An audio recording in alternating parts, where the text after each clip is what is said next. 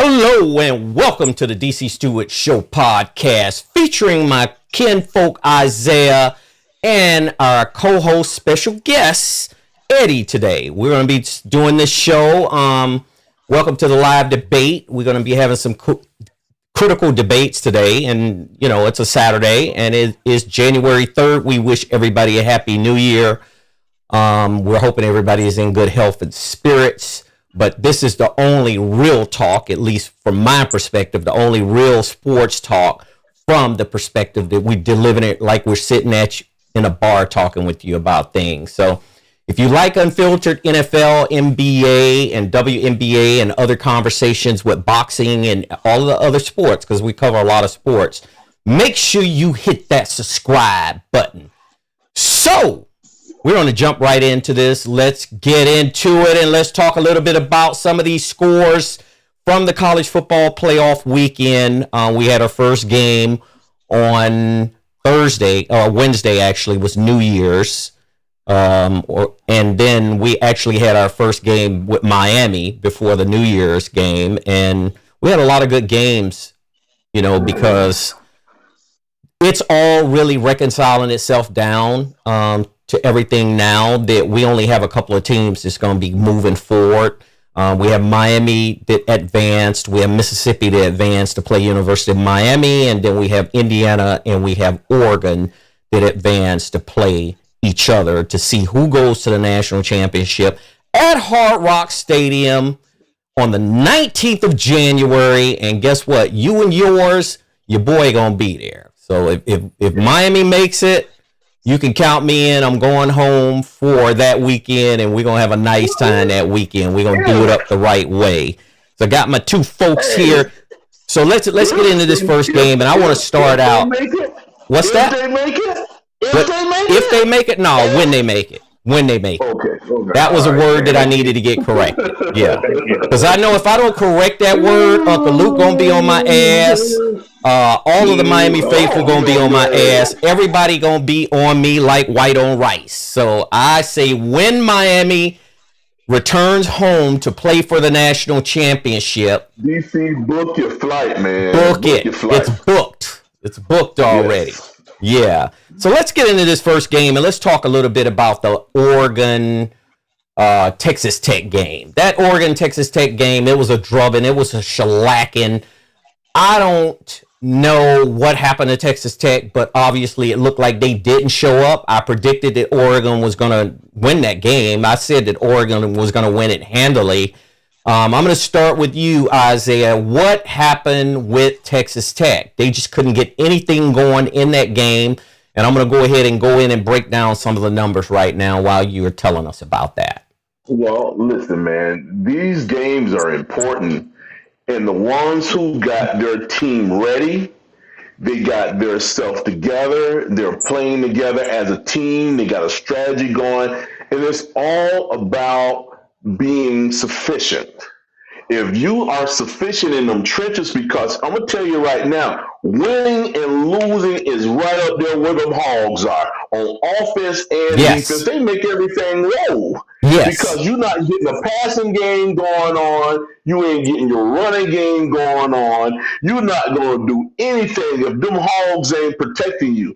And if on defense, them hogs going in and capturing these running backs in the backfield, or they got the quarterback throwing the ball faster than he really wanted to, if that quarterback cannot even get where he got a pump fake to try, them hogs are on them. So that's where it all lies. And I see Tech, they just wasn't protecting their quarterback like they've been doing all year. They just wasn't sufficient all year, and Oregon had their number. Oregon seemed like they had it all together. And guess what?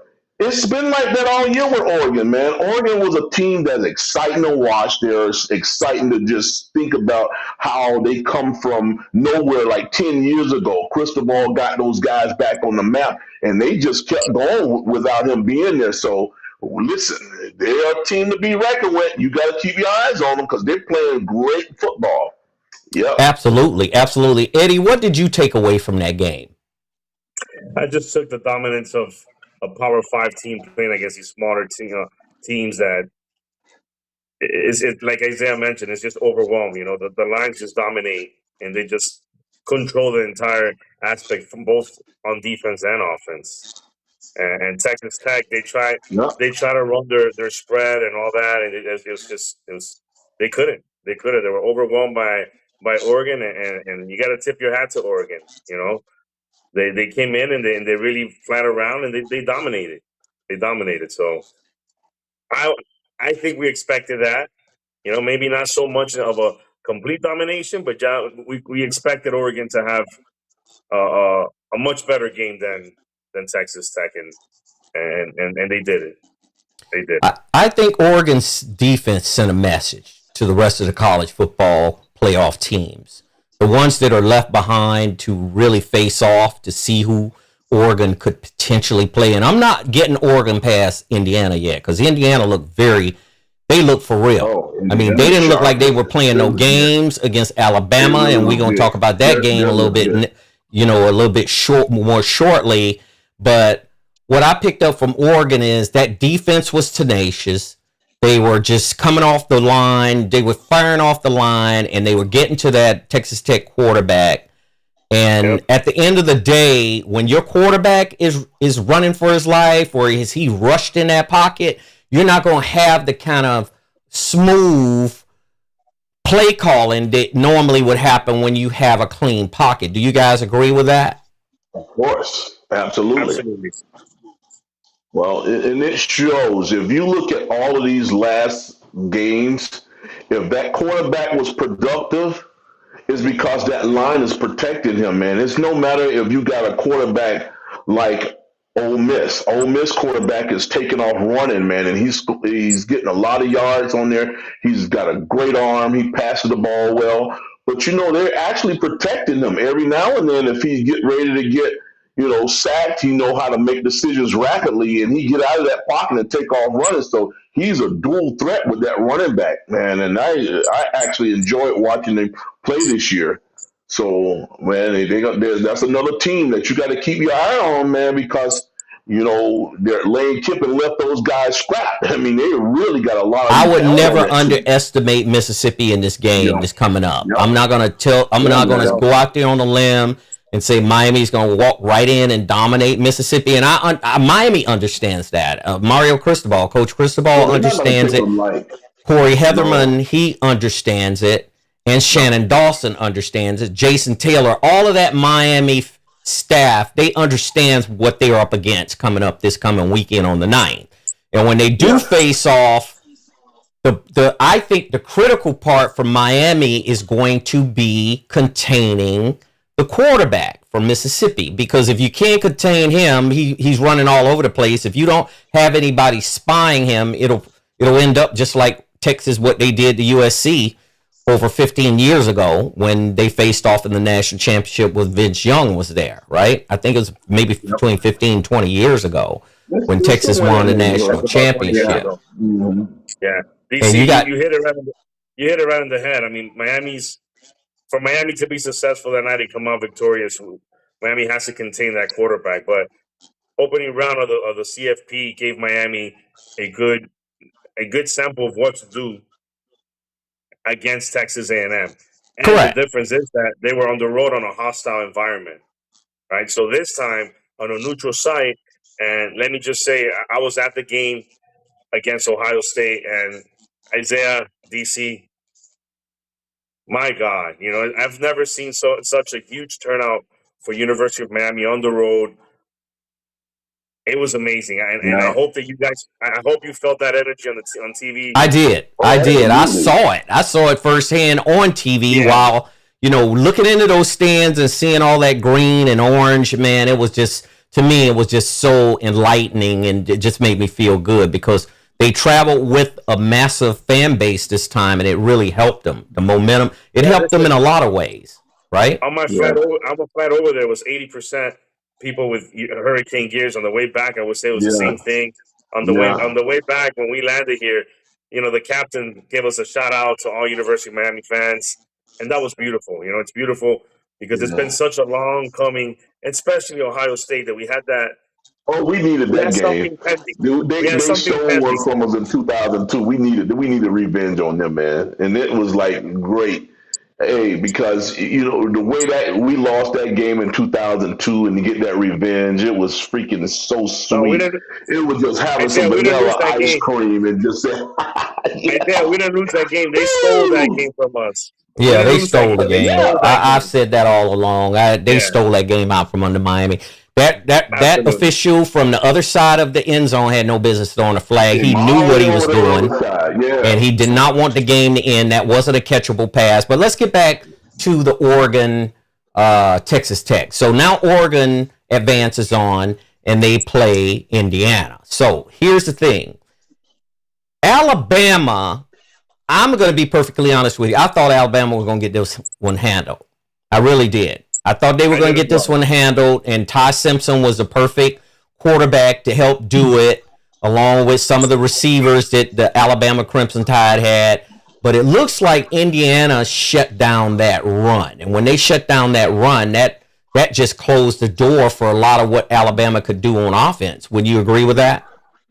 Yes, and you know what, DC, I was so upset for a team that lost 3 games to get inside this playoffs. And I'm gonna tell you right now, I was pulling for Alabama, but Alabama looked pitiful out there, man. They looked like they had no damn reason to be out there. I Right. mean, they got slapped, dude. They act like they just took a vacation and then came out there to play. They looked rusty. They wasn't poised. They was letting their quarterback get nailed. It just looked ugly, man. I was pissed because after they won the first game, when they shouldn't have been there anyway, I was like, oh, okay, okay. What if they go all the way? But they just looked pitiful, man. It was embarrassing to watch them. And then, of course, think about Texas, who lost 3 games. Think about Notre Dame, who lost those games and couldn't get in. And they sitting on the sideline like, what in the hell did I just watch? And you're talking about a team that lost a game at the last portion of the season. Usually, you lose a game that late in the season, you're done. But they Mm-hmm. squeaked away of putting Alabama in there, and it showed that they had no business being there. Now they're going home licking their wounds, looking crazy. Coaches couldn't make their adjustments. They just looked so out of sync. And now they're going home in the cold because it's starting to start getting cold in Alabama now. Licking their wounds. Got to start regrouping for next year, man. You know Yeah. what was perplexing to me though is I watched that first series. Because me personally, when I watch football games, whether I'm at a football game or whether I'm watching it on TV, I watch to see how the momentum is looking. It means that how much energy is there, Oh, how Yeah. much of a team spirit that you see in a team when they take that first snap. And once Alabama got behind with that and it just waned away. I mean, I watched the energy just be sapped out of them yeah. from the perspective that Indiana just took over and Indiana was dominant and they were confident that they could run the Yes. football. And DC, to be honest with you, I thought they was going to make some adjustments and be able to rebut that stuff that was happening to them by India, but they had no answer, man. They they had no just answer for the absolutely run for didn't sure. know. And they had no Right. answer for Yeah. Mendoza. They had no Yep. answer for Yeah. Fernando Mendoza.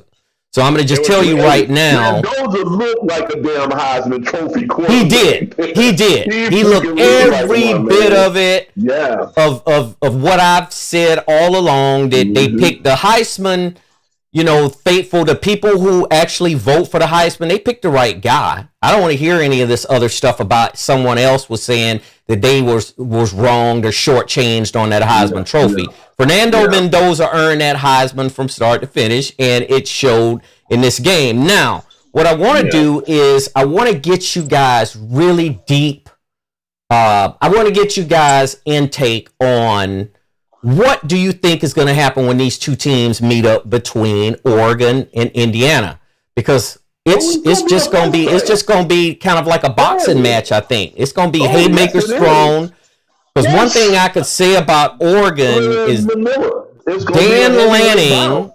at Oregon came in and he just took what Cristobal had and he took it to the next level. And by the way, Oregon has one of the highest NIL, budgets in the country. Yeah. I think $253,000 average per player. And I'm not saying all of the players on Oregon's roster make that amount of money, but that's just the bottom line. And if you DC, that's great, man. And Dante Moore, who's the quarterback, he's right up there. I think he's between $2-3 million. So Eddie, tell me your deep down thoughts on this game that's going to happen, because one or two things I think is going to happen with Coach Cristobal. He's either going to face Fernando Mendoza, who they passed over when he was at Christopher Columbus High School in Miami, or he's going to face his old team, Oregon, right, which he still knows a lot of those players and he knows people at Oregon. What do you think, Eddie? Tell us a little bit about that. I see Indiana winning just for that reason you just mentioned, that they got the right Heisman winner, right? And the kid is the best. The kid is the best player on the field. And in college football, that normally tells you who's going to win. Right. And Indiana, I think Indiana's a well-balanced team. It's an extremely disciplined team. I thought that Indiana is one of the teams that can actually beat Miami because of its discipline on both sides of the ball. I don't see Oregon beating Indiana. I don't see that happening. I mean, you never know. You got to play the games, but I just don't see it. I don't think they can match it. If they go toe-to-toe offensively, they will not match it. And if it comes down to a defensive battle, I think Mendoza is the one that takes them over the top. And regarding Cristobal, either one is going to be a nice story. Going against his ex-team or going against a kid that it's local, and we all know the beautiful story behind him and his family, his mother, and him winning the Heisman, coming back home. Yeah. That's going to be – either one is going to be a great story. Either one. But I see Indiana coming on top, so I think Miami will be facing Indiana in the national championship game. Okay, so I'm going to agree to disagree with you with that. I see Oregon get by Indiana. And Indiana's beaten them once this year. Indiana, they went to Oregon and they beat them. One thing is for sure, in any sport, it's hard to beat a team twice. That, whether it's NFL, whether it's NBA, whether it's even boxing. Usually when a boxer loses... That's the case, DC. Huh? I really hope that's the case. Well, I hope you're right on this thing, man, because I would prefer the University of Miami play Oregon instead of Indiana. Because Indiana, I'm going to tell you right now. Indiana's dangerous. Man. I was snoring on them. I had no idea in the first portion of the season that they were that good. I mean, they were hobbling around that number one, number two, right above or under Ohio State. But I had no clue. So, Eddie, Indiana, I know you mentioned Indiana was going to be the victor in this game. So, with Indiana being the victor, the biggest thing is how can you count Oregon's defense out? I mean, Oregon's got the top defense in the country, and a lot of other teams do too. And then they got Dante Moore, and then they got a very explosive offense. So, can Indiana match that, you think? Yeah, I think so. Indiana, for me, is too physical, and that's the reason that I don't like Oregon. I don't see Oregon being physical. And at this time of the year, in championship football, it's the most physical team that wins. Mm-hmm. You see them in every single game. Every game that the team that's won, it's the most physical game. It's the most physical team. Yeah. You saw it with Miami. Those receivers at the end of the fourth quarter, they didn't want to run down the middle, so they became one-dimensional in their passing game. You saw Alabama. I mean, we don't even need to talk about that. You saw Oregon versus Texas Tech, same thing. Texas Tech just tapped out. Right now it's just the survival of the tough, and we know who's the big bad beast right now. Survival of the fittest. Of the fittest of all fitness with teams. If you look at the way Indiana is built, DC, I'm telling you right now, I slept on them, man. Did you? Because if you look, You seen the offense and defensive Oh, I line? saw those. Oh They yeah, how could I 300 miss them? plus. They They they 300 made plus. Alabama offensive line and defensive line look like they were on sleds. Man, they Yeah. were pushing them around like sleds, man. Yeah. They was pushing. They just beat Alabama down. They just took Alabama's will. Them guys like, man, I want to go on vacation. They just took Alabama's will, man. Absolutely. It was like they Yeah. just pushed him around and did whatever the hell they want to Alabama. Alabama had no answer. I'm talking about on the field and off the field, in the press box or whoever, the defense and the offensive coordinator. They just couldn't make their adjustments, and man, and Indiana just had their way. They just had their way with them. And to see how big these guys are when they're in the huddle, I was like, wow, these guys are massive. And this is the reason why Alabama was getting pushed around. And not only that, I watched a lot of football the last couple weeks. I'm starting to believe that some of these coaches are teaching these damn linemen to hold. I see Well, it's a so technique. many It's a technique. I've told you sophisticated that holding about the Big calls, Ten. The man. Big Ten is one of Yeah. the biggest conferences for that. What they do is they engage, they get their hands under the outside of your shoulder pads. They grab whatever they could grab, and they hold. They 1 second, 2 1 second, 3 1, and then they let go, and then they do like this, like they've done nothing, right? No, they don't. No, they don't. You got every part right, but the one Mississippi to Mississippi. They were doing the merengue and the cha cha with those guys, man. They were holding like they was freaking holding, doing a dancing, man. Everything, DC and Eddie, man. I just could not believe it.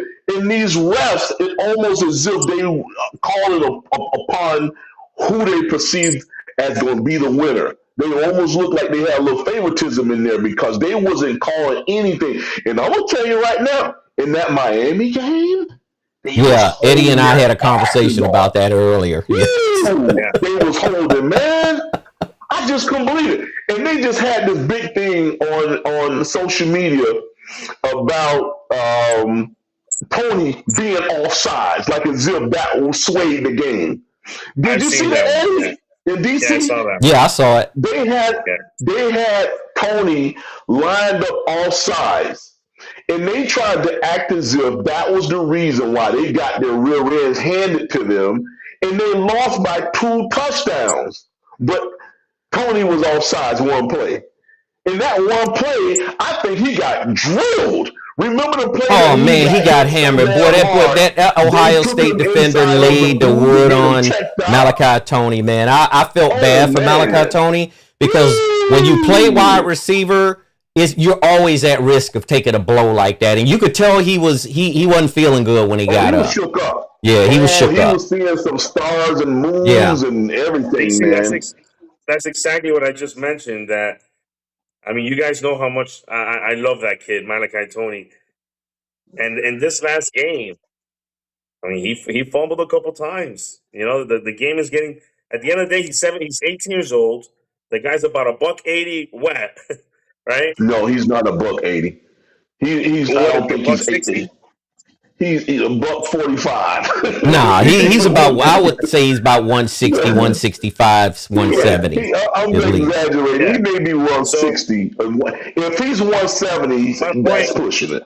My point is that right now the game is too physical for him. You know, he doesn't have the body. It doesn't mean that he's not going to have it. Of course, you know, that's part of developing him into what he's going to become. But right now, the game is too physical for him. He just he tries to do things in the regular season, and it's hard for him. It's very hard for him. No, but I'm going to tell you this, Eddie. His heart is huge, though. He's got a heart of a champion. I'm not questioning that. Let me tell you this, man. Hey, let me tell you guys right now. He threw some key blocks in that game, man. He did. He sprung some of those holes where, you know, Fletcher and them running backs was going through them holes with his blocks specifically. With his blocks. One of the biggest blocks that the running back made, the longest run, it was off of Tony's block, man. Right. I'm telling you, he is a stud all the way, man. I admire this little kid. I'm not questioning. Listen, I love that kid. I wish we had. two Tonys on defense and two Tonys on offense. Absolutely. Yeah. As a Absolutely. kid, he's cerebral. He's very special. All I'm saying is the game is becoming too physical for him. He cannot do this certain things that he was doing in the regular season. And Nah, Dawson he's gonna be recognized all that real right. quick. Nah, they just And introduce him to college football. That's all. He's just being introduced into college football, Yeah, Division One college those meet football. and greets. I call He's them meet and amazing. greets. He got and a no, he'll couple of come meet and around. And listen, greets for sure. he'll come around. He'll come around. But it's just to my point right now is whoever is the most physical will win the game. And Miami has been the most physical team the first two games they've played. Yeah. No It doubt look about it. it looks like Miami's sitting on a 2.5 spread right now on Mississippi. They were up like a point earlier, and I think Vegas changed it because they think Mississippi is definitely going to be a very competitive team for Miami to play against, which I think know they will is going to be. be true, of course. They're not going to go in there and just lay down, man. They're going to give you a fight. No, of course I not. mean, I've seen them doing that all year. Right. And then they got this extra added push for them, man, because it's just like a dog that's cornered. When you don't show a person love and they got this, this venom to show you that I'm nothing to play with, man. Because if you just think about how they got ousted by their coach, just up and left and went on to a bigger and better thing as he perceived it to be by going over to LSU, and you leave these guys high and dry, they got something to fight for, man. They showing their pride in the school and the support of the fans there. They just leaving it all on the field, DC and Eddie, and I admire that because there's nothing wrong with how they're playing with guts, grit, and heart, man. Because your coach took off and left you because he got a bigger bag and he thinks is a much better and prestigious school, and he took off and left him, man. That is incentives for you to go out there and work your rear end off, man. And the thing is, Lane Kiffin is still getting paid. As Yeah. far as more as they advance, he's making more money, man. He's made like $500,000 since he left that damn team. And if they advance past Miami, he'll continue to get paid.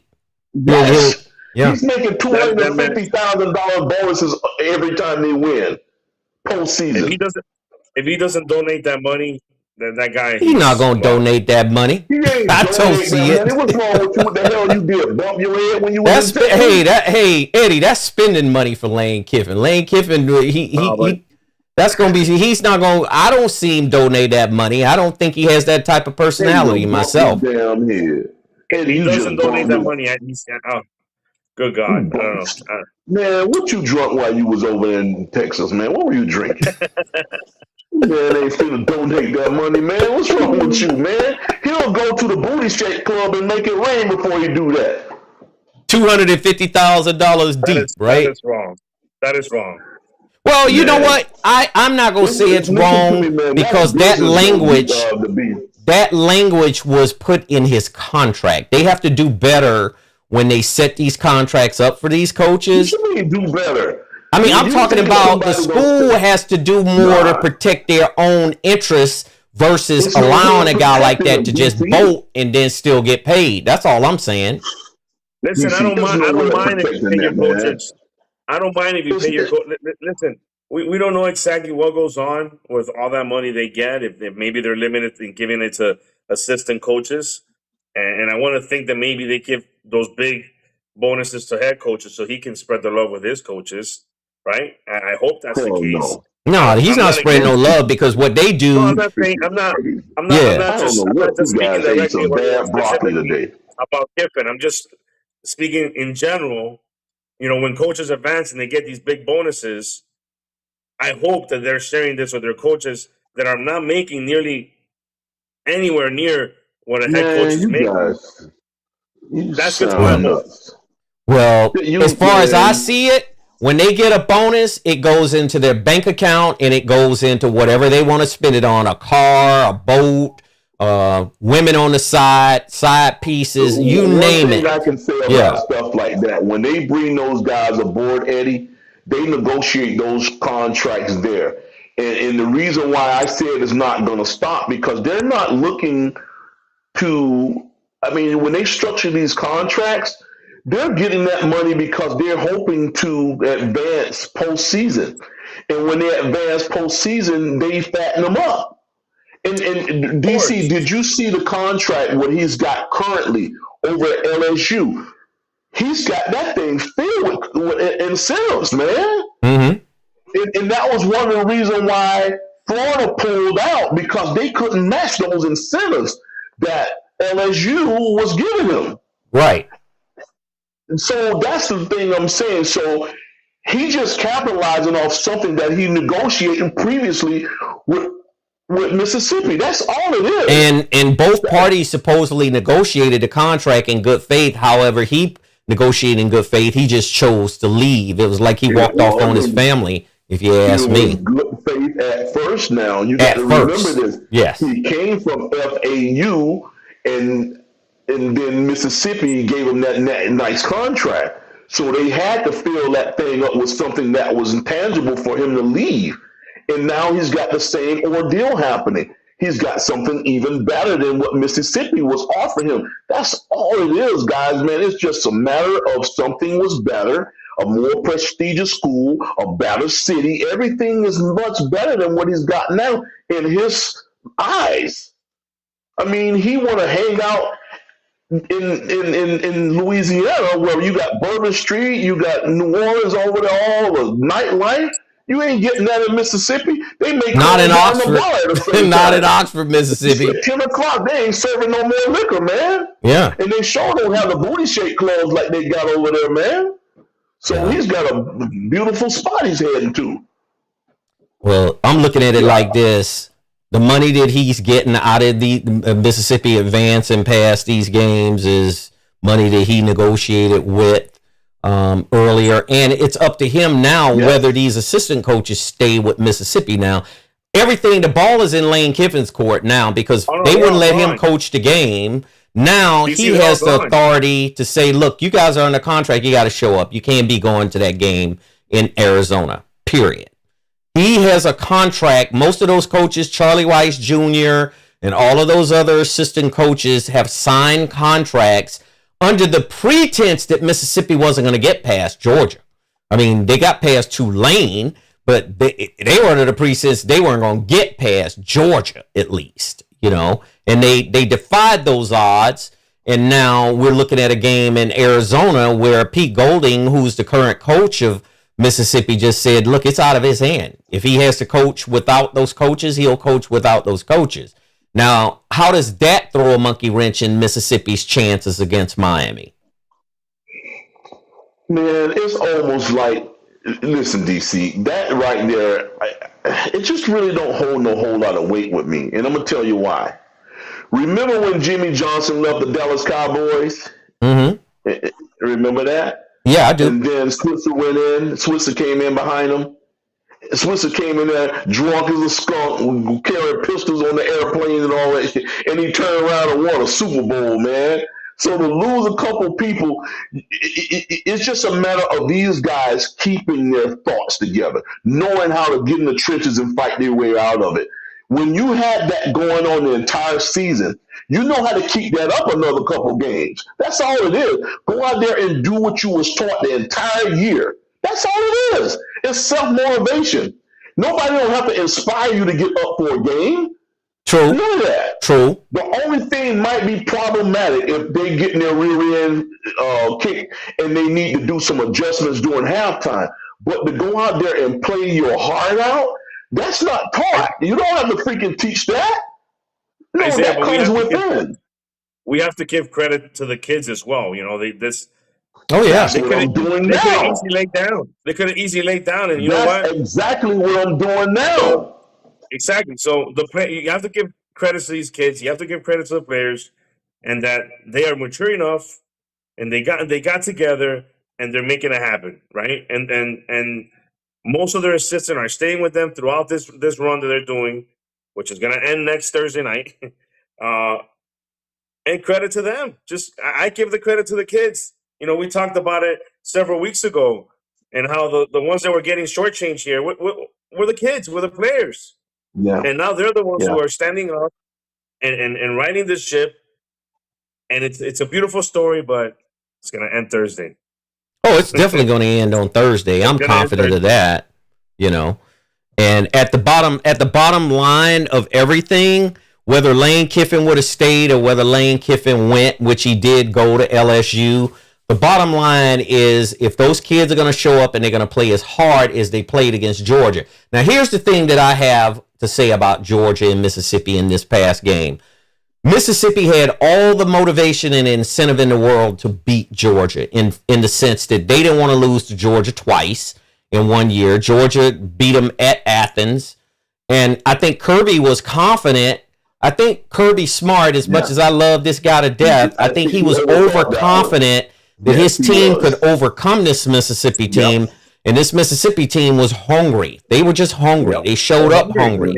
It's like you didn't feed them for a week, and they were ready to eat. And they got to eating, and then they got to doing things to Georgia that I could see. Now, Georgia did recover. I have to blame Mike Bobo for some of the play calling, though, because Georgia had a deadly running game starting the second half. They made the adjustments. This kid out of Compton, California, was running that rock for Georgia, and man, he was just gaining chunks and chunks of yards.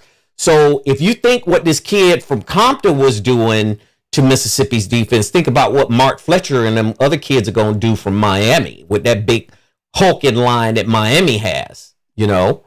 And that's the thing about football. You build a team in the trenches first, and that's what Mario Cristobal did. That's what Kirby Smart did at Georgia. And that's what a lot of coaches, Kirk Cignetti did the same thing at Indiana, you know, and Dan Lanning did the same thing at Oregon. They built these teams inside out. They didn't build them outside in. So inside out is when you build that offensive line. Look, we finna masses. Oh, Mario Cristobal said it the other day to Nick Saban. He says, Coach, you used to always tell us in practice, mass kicks ass. So that's how that works, okay? Yeah. That's why we got that hulking line of offensive line in Miami. But let me just take a moment of silence and a moment of just how good I feel about Corey Heatherman. Corey Heatherman, to me, is one of the best things happened to Miami since Shannon Dawson got there. And Corey Heatherman, he reminds me so much in his style of coaching of Brent Venables at Oklahoma. I mean, they're very animated. They keep that they keep this little play calling sheet right in front of his mouth so they can't intercept the calls on the other side. Corey Heatherman is the real deal. Trust me. For the University of Miami Hurricanes. Mario Cristobal, a lot of people criticized him about firing coaches. Every year or two, he was firing coaches. He had to fire the first initial offensive coordinator. He had to fire the defensive coordinator. But he got it right. Don't you think he got it right? Yeah, absolutely. Every time he fired somebody, DC, it was an upgrade. So that's why you kind of got to admire his decision making, because every time he got rid of somebody, he had an upgrade, man. I actually was, I thought that he was going to hire Charlie Strong as a defensive coordinator. He passed Charlie Strong up. And you know what? He's doing good. I was hoping that he didn't make a bad decision by not having a guy like Charlie Strong on board, because Charlie was on some championship teams and he was a defensive coordinator at Florida when they won all their championships too. And he had the experience to go ahead and do something like that. But he didn't pick Charlie, and Charlie was upset and took off, and he's not on the staff no more. But then he bring this guy in and he's doing just as good. So you can't question him in his decision making, because he's always pulling an upgrade whenever he get rid of somebody. Yeah. Yeah. Totally agree. Absolutely. Has been a phenomenal add to this. I mean, the players, you can hear when the players in the post game, when they speak of their DC and the trust they have in him, and how they're believing in this mentality of all gas, no breaks, right? So it's and he's brought back that addition to Jason Taylor too, Eddie. That addition to keep Jason Taylor in place too, man. And I was watching a lot of their practices. The guy in charge of the defensive line is Damian Lewis. Yeah. Damian Lewis is the one that's running that defensive line. And yes, of course, the help of Jason Taylor. But a lot of the players you hear giving props more to Damian Lewis, and that speaks loud. That tells you right there that they believe in their coaches, and that's when special things start to happen when your players believe in their coaches. Yeah. They What go out I'm there and they talking put it up. about, not just the play calling, Eddie. I'm not just talking about the play calling. I'm talking about the drills and the technique. It's all Jason Taylor at that part. I watched their drills in practice. And those drills that Jason was doing with these guys one on one, I could see that clearly coming to fruition as they playing. When he have his arms up with the dummy pass and stuff like that, I'm watching these guys pull that same stunt on these offensive tackles and guards. And they're swimming across these guys and they're getting there before these guys can blink their eye. You got the damn hold them. That's why they get held so much. Well, they were being held the whole so Ohio quick. State game as far as I could see it, and I could see it on TV. I know Eddie saw it being at the game in person. Yeah, They were it was locking frustrating. them. They were holding them. They chop blocked They were one tackling Miami them. player, They were and tackling them. they were technically They were tackling tackling these them. defensive players to get They them. was committing assault on that. They should have been locked up. They was committing assault on. Man, it's amazing. I tell you, all I know is that ball was snapped.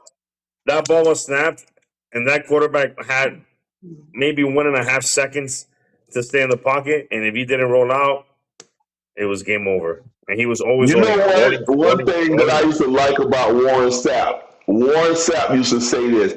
He said, if you pump fake one time, he got you. Yep. That was his And that was the truth. I mean, I saw that Yeah. firsthand. I saw that Yep. right up close and personal when Warren Sapp used to get them guys, and Yep. they pump fake. He had them. He had them on the He ground. got you. Yeah. You better He was get at- rid of that ball because if you pump He fake was in one Dallas. time, he got you. He was at the Yeah. game. He was at the game. Mm-hmm. I seen it. Yeah, he was. Yeah, at a the lot of these Miami players showed up. You had Ray Lewis. You had we can talk about playmakers shortly. Andre Johnson, How yeah. energetic he is, Yeah. Andre Johnson. So Yeah. Julian And Sand was a James. QB for Ohio State, and I didn't think he did an exceptionally bad job. I thought he did what he needed to do to try to avoid that rush because that rush was so tenacious in the first half. The first half, and then Miami's defense, they got gassed. You could see that they were gassed a little bit, and that's when Ohio State started to kind of try to exploit the running game on them with some of the running that they were doing. But Jeremiah Smith ran his mouth a little too early. Loose lips sink ships. Loose lips sink ships. And I'm going to just say to Jeremiah Smith, I'm not telling you should have stayed home. What I'm telling you is before you play a team, especially a bunch of guys that you used to play with in Little League football and football when you were growing up, I wouldn't have said nothing. You just keep that quiet and you play football that night. And he had a decent night. But on the flip side of that, they held him in check. Well, They held he him was in their check. bright spot, man. He was their bright spot, and he was trying to do things to bring a win to them because DC, he was the most electrifying thing on their team, man. That's a bad He boy. caught some really good balls. He blocked well. He ran the ball nicely, and he scored their touchdowns for them because that guy really wanted this game because he knew he should have stayed his rear end home. Because think about that now. He made his decision based on he didn't think Miami was going to be popping like this. He didn't And believe that's it. what his He didn't decision making was. He thought they wasn't going to reach this type of prominence, so he went on up there in that ice cold weather so he can finish his collegiate career there. So now Miami is popping off, and he wished, damn it, man, these guys are doing their thing. They have just eliminated us. So now he's looking crazy, but more power to him. He's going to get drafted. He's making a crazy NIL money. Oh, no doubt about it. He's up in the top echelons of NIL. Anyway. He's a big receiver. He's big. He's strong. He can block. Yeah. One thing I will mention though, he missed that block with Keontae Scott returning that 72-yard touchdown. Keontae Scott sniffed that one out. He knew with the alignment. They had three receivers over there lined up, and Jeremiah Smith was the front. He got And smoked too, bro. He yes. couldn't catch him. He was running Well, his he heart caught out. he caught the interception and at full speed. I mean, come Yes, on. but I'm gonna tell you right now that you see how long that run was. Usually a speedster will go get your ass, but he That's didn't right. make no ground. And guess what? I watched that thing. I backed it up, and he gave up because he couldn't catch him. He couldn't catch He him. gave up He at the No. gave 20. up. He gave He up gave up like at the the 20. 30, 40-yard line. He gave up. He quit running at He him gave because up. he wasn't going to catch him. Yep. Yep. Yep. DC, there's Well, So something I yeah, want to mention man.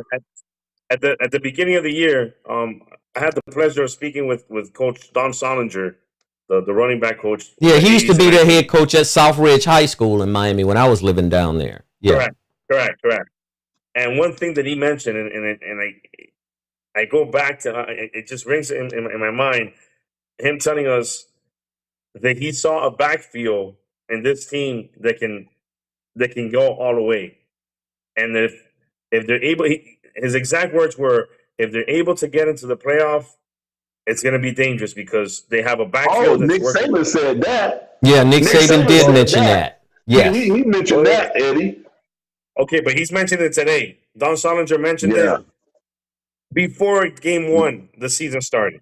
Mm-hmm. And he said that Oh, he okay. had this, that he had, Yeah. that it was a very, this was the first room that he saw in running backs at University of Miami that had the talent to go all the way if they were to qualify in the playoff.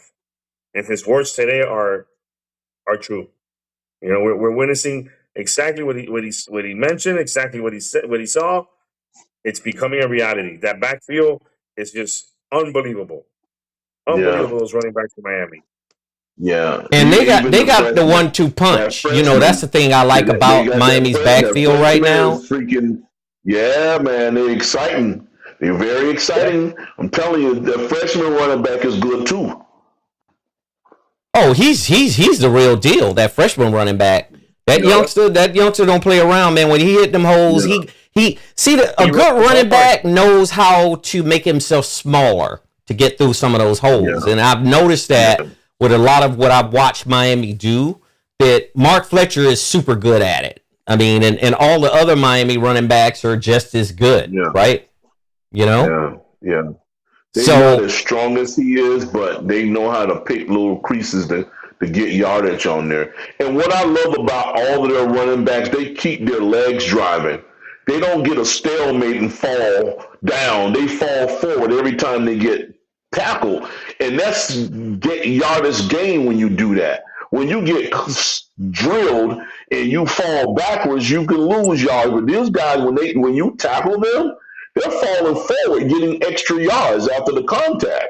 That's what I exactly. love about their running. Exactly. So Yeah. here's the running back room: Jordan Lyle, Mark Fletcher Jr., Shamar Brown, Terrell Walden II, and Gerard Pringle Jr. Gerard Pringle is the little freshman Pringle we're Jr. talking is about. the, Pringle ain't the nothing to one play with, with man. advocating Pringle for ain't the nothing Brown a little nice. bit more. Brown is hard. Yeah. Brown Yeah, Gerard Yeah. Pringle, he runs hard. So, and Yeah. then they're gonna get one of the best backs in the state in the recruit.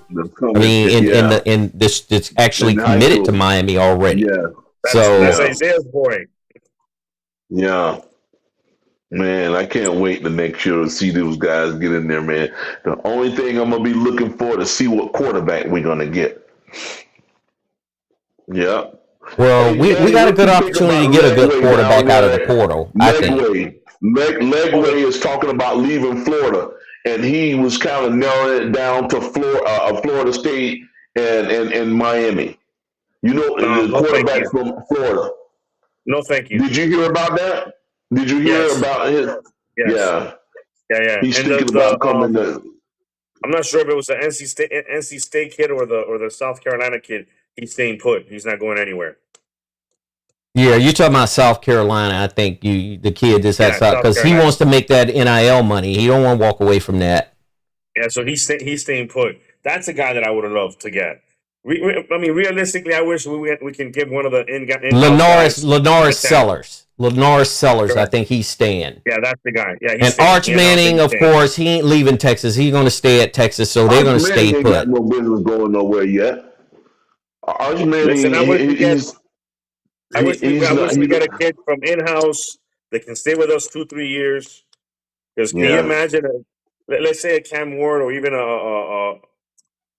the kid this year, if they were to stay That. with us multiple Yeah. years back, if they Yeah. were to stay with us multiple years or 3 Yeah, because years, they had good, successful single seasons. And, they just yeah, had good, but you successful want single continuity. seasons. You imagine getting those guys and bringing them here for 4 years and play for 4 years or either 3 years? No, those days are over. Those days are over. I mean, the max you'll have a player is 3 years. Max. Yeah. Max. Max. Yeah, that makes Yeah. sense. So let's Yeah. do this, guys. Let's do some quick matchups. So let's start with that Oregon Indiana game. Fernando Mendoza against Oregon's defense. Who wins that battle? Man, I'm telling you, Indiana's going to win this thing, man. Okay. I mean, So Indiana just showed me, man. Oregon's I'm offense sold, against bro. Indiana's defense. Now Indiana beat Alabama and they dominated They Alabama. shut them down. They shut them down, but they're not going to shut Oregon down. I'm just telling you right now. It's not going to happen. I don't see it. Oregon has too many weapons to hurt Indiana's defense, in my opinion. Let me ask you a question. How do you compare Oregon's offense with Ohio State? About even. I would think they're very similar in the way that they run their plays and the way that they handle certain elements of play calling. I just think with Ohio State, or Ryan Day got so arrogant and beside himself, he decided to call his own plays. Now, getting back to the two offenses, Oregon's and Ohio State's, to me, are very, very similar in nature. The way that they run their plays, the way that they do everything on offense, to me, is very similar. Now, Oregon is not going to show up like Ohio State did. They're going to show up ready, rocking, and locked and loaded and ready to go. Trust me. Especially with Dante Moore. The only way I could see Oregon not doing well on offense if Indiana's defenses can get penetration on and have Dante Moore running around for his life back there. That's the only way. So that's why I wanted to ask you guys about matchups. You're a West Coast guy, and you know the knack is always that the East Coast people have on the West Coast teams. It's the physicality. So it's Oregon. Well, Oregon is built for physicality, though. That's the thing. You see how their defense have played all year. That's what I'm saying. They're built. They're one of them type of teams like the Raiders used to be back in the 80s, where the NFC was built with physicality. But when they played the Raiders, guess what? You showed up to play against some physicality. That's kind of how it is with Oregon. That's the way I see Oregon right now, the way they're built. That's in the pros. We're talking about college. And we know that there was a comparison there that the physicality. What I see right now, DC and Eddie, every team that's left right now are really, really competitive on both sides of the ball. Correct. I mean, it's just a matter of who's going to produce and who's going to be sufficient and who don't make the mistakes and the turnovers. That's what it's all about. That's really what it's going to boil down to. So if you look at those matchups, Manny Diaz last week, and he said that he thought that he would win. All they need is one turnover. That's all he was asking for, and his defense gave him 2 turnovers. Right. So that's what it's about right now. It's about the people who's being consistently going up and down the field, mistake-free, not turning that ball over. Because when you turn that ball over, you're giving the team an extra added time to score on you. Exactly. So it's the ones who's going to be smart, who's going to be grit, and who's not going to give up stuff in the trenches, man. It's all won and lost in the trenches. Strong, man, on both sides of the ball, they're big, man. Everybody. Yes. Because that's what I'm telling you. That's the reason why I didn't take Indiana serious, because I didn't know how massive they are. Indiana got some huge guys on that offensive and defensive line, man. That's my point against Oregon. I don't think Oregon's going to be able to put up with that physicality at the end of the day. Ooh. And when you guys mentioned the Vince Young, Reggie Bush or USC game, national championship game, that was the other way around. Texas had to slow the game down. Why? Because USC was a high-power machine. It was more of a finesse machine, right? True. And they slowed it down. They slowed it down and to their advantage. And finally, what did they do? They wore out USC. They wore them out. So it's the same thing. This is what I'm referring to. Can Oregon withstand that big physicality, like you mentioned, Isaiah? That Indiana, once you really saw them and you saw 4 quarters coming at you and coming DC, at you you. should see those guys, man. I They're saw him. huge, I bro. watched the Rose Bowl here, but what I'm trying, man. I see what you guys. I see your points. I get it. I get everything that Eddie has said. I get everything what you're saying, Isaiah. But here's 2 factors that I'm thinking about with Oregon. Dan Lanning came from the SEC. He coached under Kirby Smart. He knows physicality. He coached that defense for Georgia during those championship years. And he took his talents to Oregon, and he's built Oregon into a powerhouse, and they ain't no finesse. In other words, they're not a finesse team. And I'm going to just leave it at that, and we'll move on to the next one. Okay. They're not a finesse team.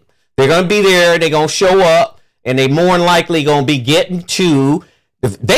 Indiana's talking about, you talking about Indiana's offense wearing them down.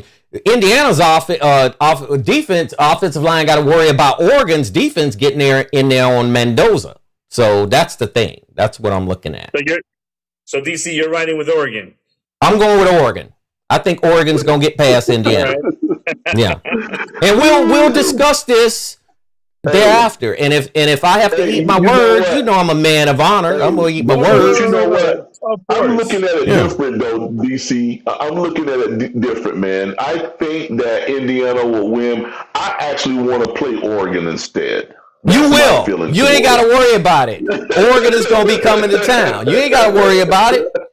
Because Dan Lanning has got the mindset that he got embarrassed against Ohio State last year in the national championship. It ain't going to be no more embarrassment for Oregon like that. Not like that. Yeah. And then you got an Indiana team that's super talented. They got everything that they need, but are they going to have enough to get past Oregon? I'm picking Oregon. I'm not going to throw a number out there, but I'm picking Oregon to win this game.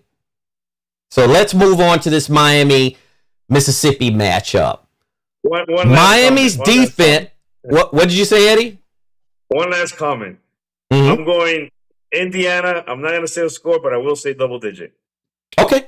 All right. Well, I'm going to hold you to that if that happens. By the way, since you mentioned that, and I'm happy you did, Eddie, we had a commenter that came on the show after I predicted Miami was going to beat Ohio State.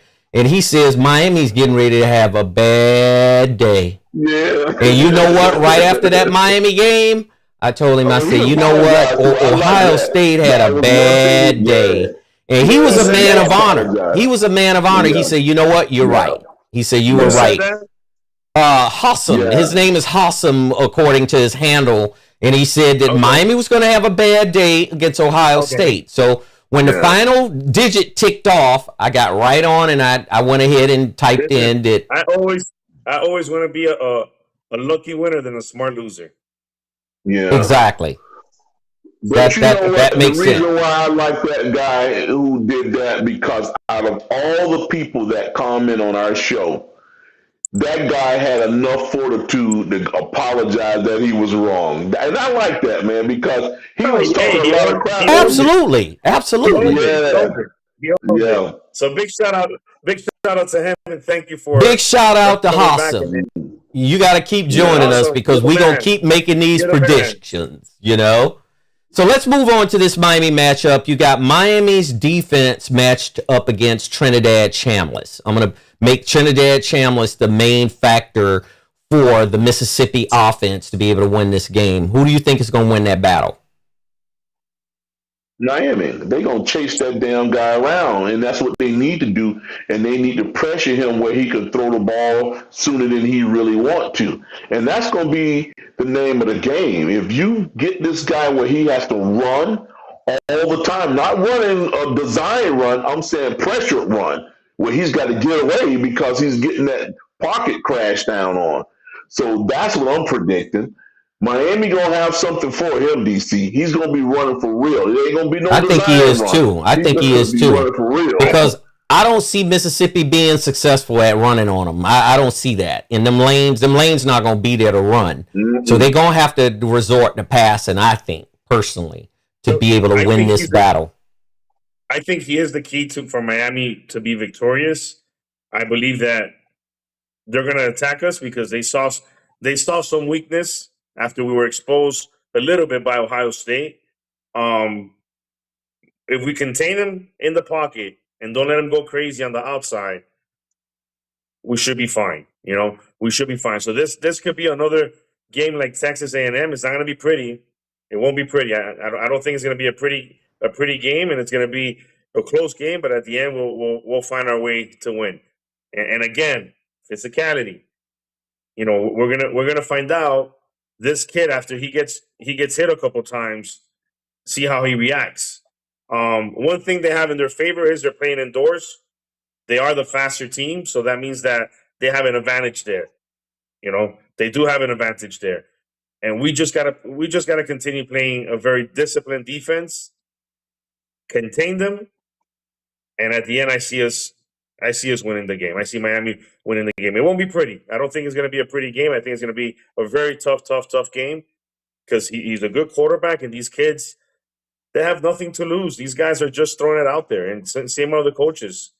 They're going to call a wild game.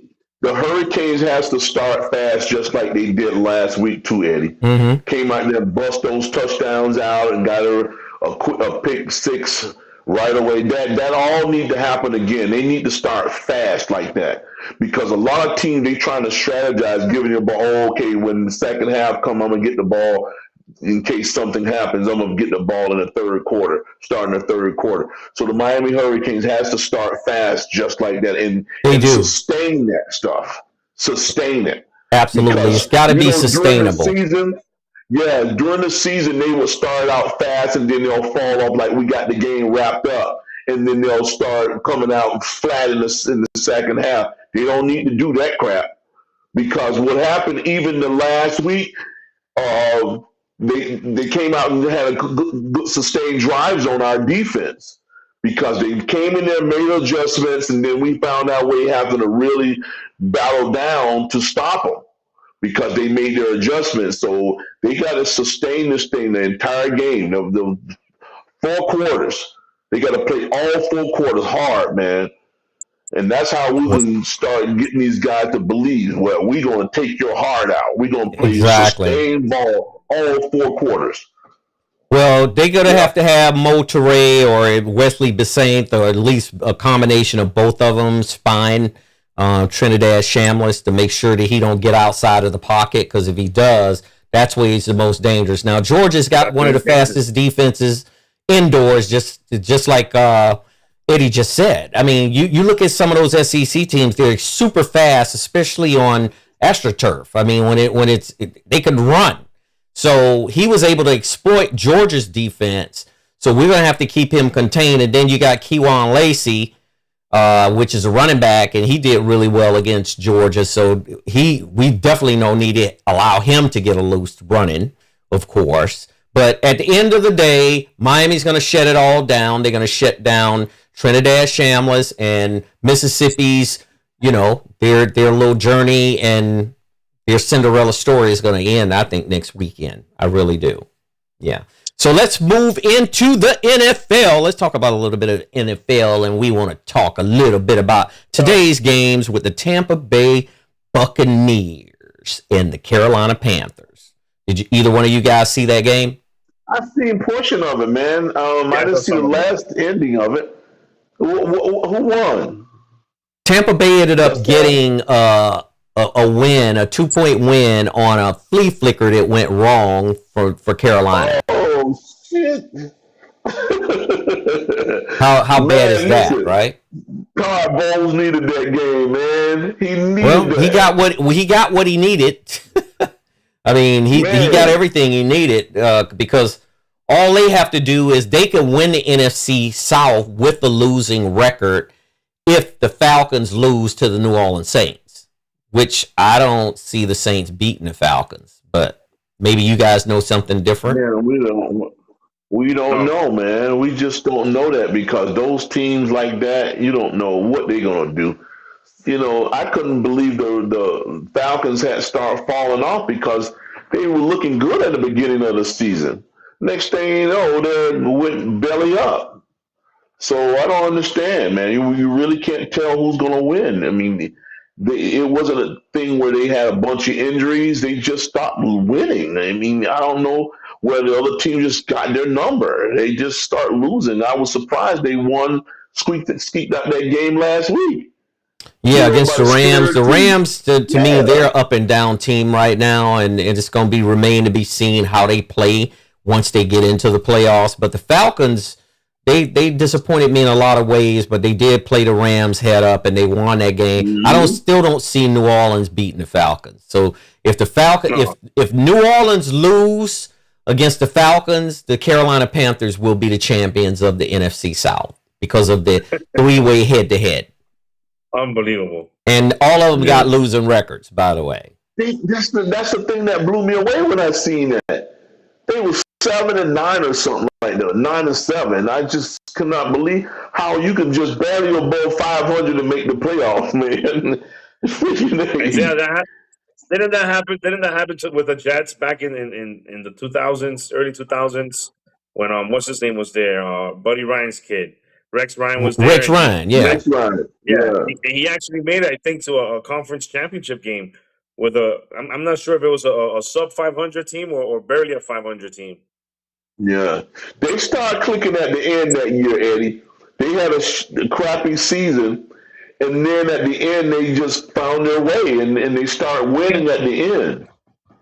And that's a That's good right. thing too when you have a crappy first end of the season. I mean, beginning of the season, and then you finish the last year part of the season strong, man. And just start gelling and clicking at the right time, you know. The New York And that's Giants, what the New happened York with the Giants, Jets that year. the New York Giants did it as well in 2012. You know, they started off good, then they went in the middle of the season losing. They had some injuries. They got it together, and they never played a home game, I believe, and they made it all through and I won the remember Super that. Bowl. I remember when they went Yeah, all the way through the playoffs and they got there and they ended up beating New England in their Super Bowl. I remember that. Yeah, exactly. Yeah, yeah. yeah, yeah. I mean, this year in the NFL, it's wide open. It's just like college football. I don't think in football in general, both pros and college, we don't have it team.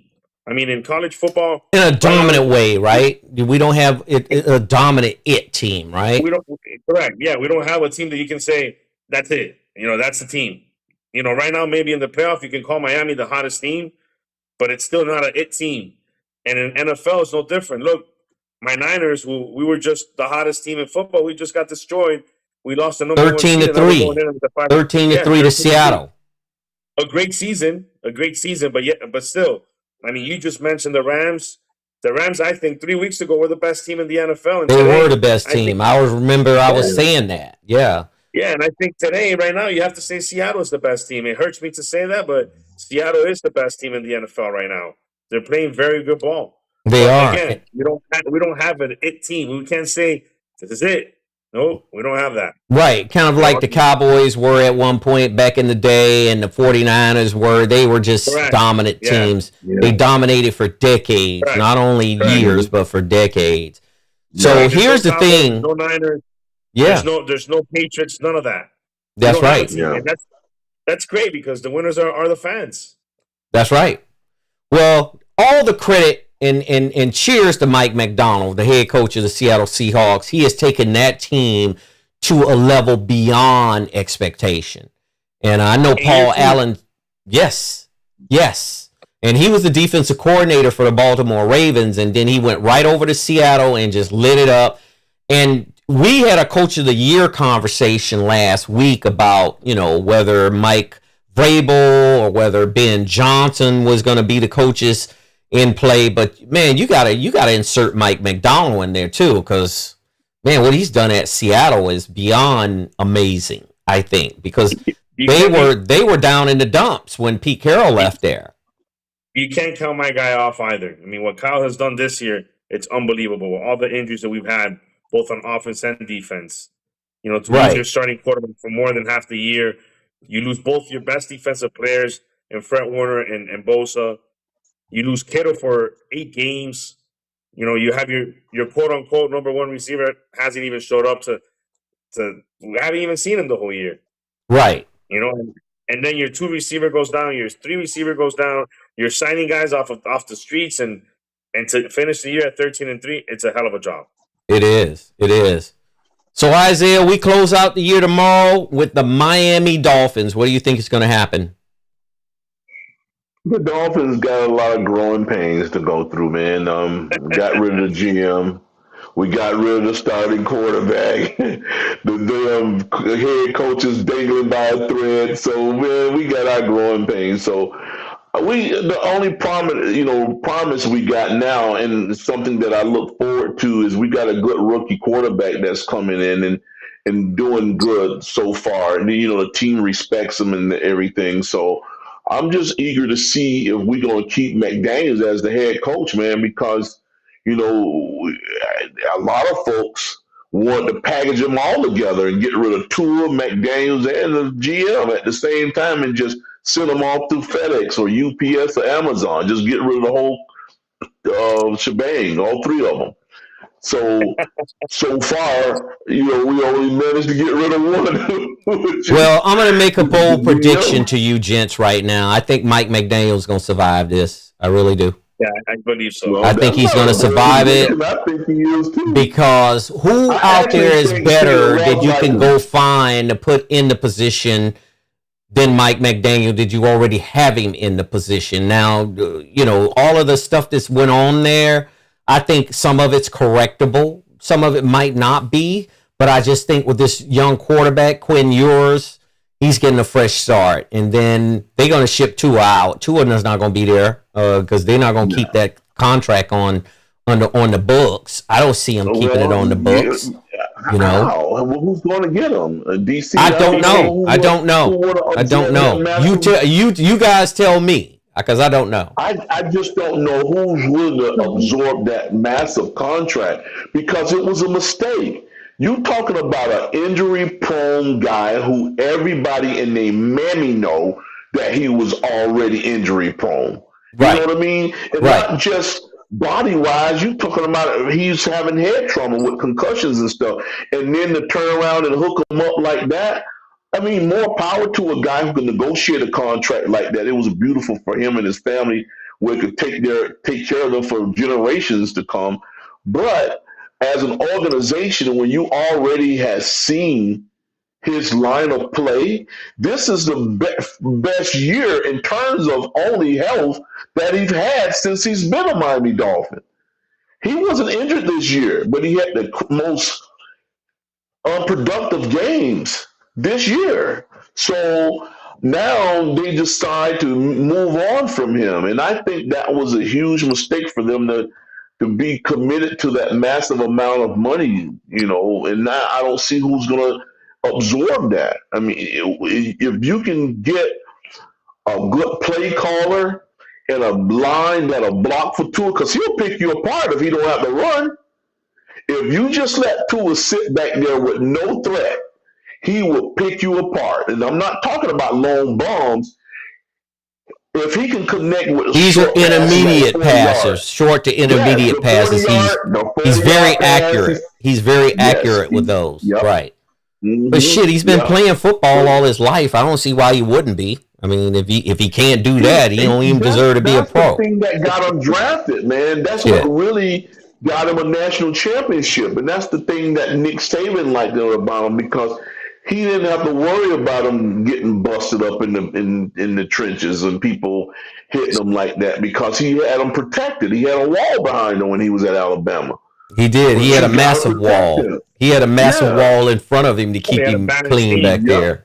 Yeah. He had a balanced team there. They did. Yep. And they had superior receivers, They had Ruggs, they had Jerry Jeudy, they had they had Devontae Smith. I mean, them guys had receiver after receiver after receiver. And these guys would make circus acrobatic catches. They caught everything he threw. DC, they had great running back core too now. Oh, for sure. I'm not putting the running back core down. The running back room was probably more solid than the receivers. But what I'm saying that made him accurate, is he had the type of receivers at Alabama that made him accurate. That's what I'm saying. He had a balanced team. Yes. You see, going back to something Yeah. you mentioned about the head coach of Seattle, you know, your defensive coordinator in the Dolphins came from Baltimore. Same Right. did McDonald. They both came from Baltimore. And I remember them saying and reading that these two guys are extremely bright talent and bright minds, and that their future looked very promising. And the defensive coordinator that came to Miami was supposed to be the better talent of both of them as a head coach. So you're asking who can possibly be out there.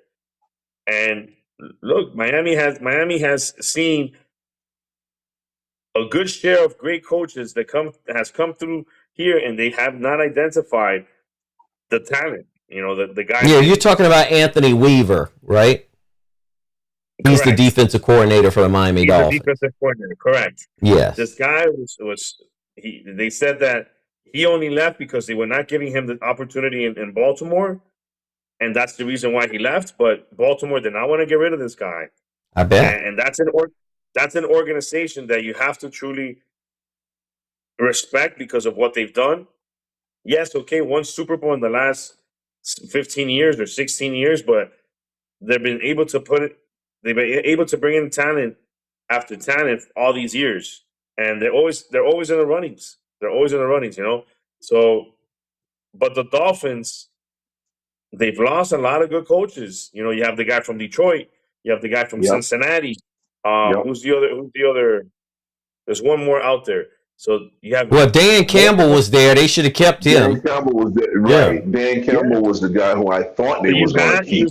You've had coaches within the organization. Well, then they got rid of Flores. Flores was a damn good coach too. Now you left him out, Eddie. I don't know about Flores. I thought Flores was a solid coach. It was some things that he might have needed to work on, but I thought he was pretty solid.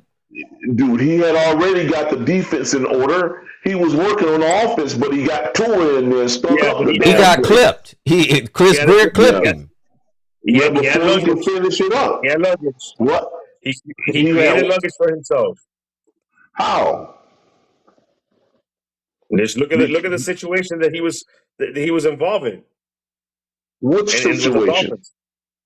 Well, the only situation he had, he told them not to get to, and they did it anyway. And they tried to can the guy because they didn't want to own up to their bad decisions. That's all that was about. That's what all that was about. He told them to leave Tua right where they. He wanted Brian Flores wanted to draft the Chargers quarterback Justin Herbert. He wanted Herbert. Yeah, that's what they wanted. So if the front office would have listened, if Greer would have listened to him, and Stephen Ross was doing whatever Greer told him, whatever Greer suggested, Stephen Ross just went along with it. But what the case is, if they would have got Justin Herbert down there, who knows what would have happened? I'm not going to say that could have been solid 100% success, but at least he was a bigger, more durable quarterback. Tua would have ended up at the LA Chargers. He was going to get drafted next. He would be here. So they got swapped out, you know, and then in Flores, I guess there was some animosity behind some of that, and they let him go, which he has proven them wrong because he's at the Minnesota Vikings. He's got the best defense in football at the Minnesota Vikings. I mean, the Minnesota Vikings is ranked right up in the top, I would say the top 10 for sure. And that's what he do. Yeah, because that's what he do. That's what he's good at, right? Yeah. Yeah. So let's move on to this Pittsburgh-Baltimore game tomorrow. I know Najee's team is Baltimore. Both teams have a lot riding on tomorrow, and both teams have a lot to lose based on tomorrow. So I'm going to just say this. I'm going to go ahead and say Baltimore is going to win this game. I've said it when Najee was on the show. Baltimore is going to get this handled tomorrow, and Pittsburgh is going to be outside looking in, hoping and praying that they can figure out a way that somebody lose, that they can get into the playoffs, right? Man, they won't win the division. Whoever win this game tomorrow will win the division. In other words, is what I'm saying, because Cincinnati and Cleveland is not competitive, period. I got Pittsburgh. Okay. I Well, want to that's see your the pick. old blue tag win another game, advance another game. Who has more to Yeah, lose? Let's start by saying who has more to Pittsburgh lose. does. Pittsburgh. Pittsburgh. Okay. Pittsburgh Well, got much more to lose because the I Ravens got think. a hurt quarterback, Well, you and know we don't what? see whether Jackson is playing. They're kind of mirror image of each other. You know, with the exception that Baltimore has a more steady quarterback situation, but both organizations are with a long tenure coach, and the fan base on both sides are frustrated. So I think they both are in a similar situation. Who gets run? When it Who? comes to the fan base pissed off with the coaches, I think they're more pissed off at Pittsburgh. Of Yeah, because course, of Tomlin course. hadn't been Tomlin's there, taking Well, heat and every year. yeah, you have Yeah. one yeah. that's frustrated with the coach, and you have the other fan base in Baltimore frustrated with a quarterback that once he gets in the playoff disappears, doesn't do well. So that's what I'm saying. Yeah. They're more or less mirror image of each other, and Yeah. both In fan a bases lot are of good. ways. And yeah, correct. You know, they both have a lot to lose. At the end, I think Pittsburgh has more to lose because they don't have a quarterback. You know, they don't have a quarterback. Well, you know what? I'm gonna I agree to disagree with disagree that. with you. I'm gonna kindly agree I to like disagree Aaron with you. Rodgers. I think Aaron Rodgers is a very formidable quarterback, even though he's old and even though he's got a Yeah, lot of mileage on him.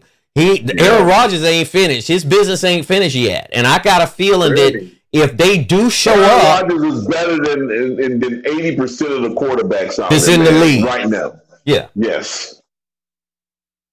And that's not Okay. exaggerating it either. Yeah. Okay. Well, we'll find out one way or another tomorrow, and then it's going Yeah. to be a lot of Find out. transactions in the off season. Who would you guys predict is going to be the first coach in the NFL get fired? I could tell you who I think, but go ahead and tell me who you think. I don't know. I mean, I thought McDaniel was going to get fired earlier, but I think the Dolphins going to hang on to him. I really think the Dolphins going to hang on to him. I say the He's Cleveland even. coach. Cleveland's coach. I agree Yeah. with that. Okay. I think I Zach kind Taylor of is agree going to with that, be. Eddie. I think Zach Taylor at Cincinnati gonna catch. He gonna get his walking papers too. I believe. But That's a big Cincinnati mistake is if they not do right that. where they want to be. That's a big mistake if they do that.